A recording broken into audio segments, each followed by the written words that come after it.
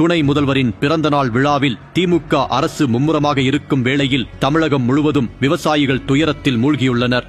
நாகை மாவட்டம் கீழ்வேலூர் பகுதியில் பெய்த கனமழை காரணமாக மயிலாடுதுறையில் 300 ஏக்கர் சம்பா நெற்பயிர்கள், சேத்தியாத்தோப்பு அருகே 300 ஏக்கர் பரப்பளவில் பயிரிடப்பட்ட சம்பா பயிர்கள் நீரில் மூழ்கியுள்ளன. தூத்துக்குடி கோரம்பள்ளம் குளத்திலிருந்து அதிக அளவு தண்ணீர் திறக்கப்பட்டதால் வாழை மரங்கள் சேதமடைந்திருக்கின்றன. காவிரி டெல்டா மாவட்டங்களில் உள்ள அனைத்து ஆறுகளும் வடிகால்களும் ஆகாயத்தாமரை, வெங்காயத்தாமரை புதர் போல மண்டி வடிகாலை முற்றிலும் இழந்திருக்கிறது. இதனை நீண்ட காலமாக நாங்கள் இந்த காட்டாமணி செடிகளை, ஆகாயத்தாமரை செடிகளை அகற்ற வேண்டும் என்று கோரிக்கை வைத்தும் தமிழக அரசு அதற்கான எந்த ஒரு நடவடிக்கையும் இதுவரையிலும் மேற்கொள்ளவில்லை. நாட்டு வாய்க்கால் தூர் வாராம கிட்டத்தட்ட 3-4 வருஷம் ஆச்சு. தூர் வாராதனால வெங்காய தாமரைகள் நிறைய படர்ந்து தண்ணி எடுத்து போகாம அப்படியே தேங்கிறதுனால வயல் ஃபுல்லா தண்ணி சூழ்ந்துருச்சு. பயிர் ஃபுல்லா அழிகிறோம் சார். தண்ணி இப்படியே தண்ணிக்குள்ளே இருந்துச்சுன்னா பயிர் அழிகிறோம். இதுதான் நாடு போற்றும் நல்லாட்சியா?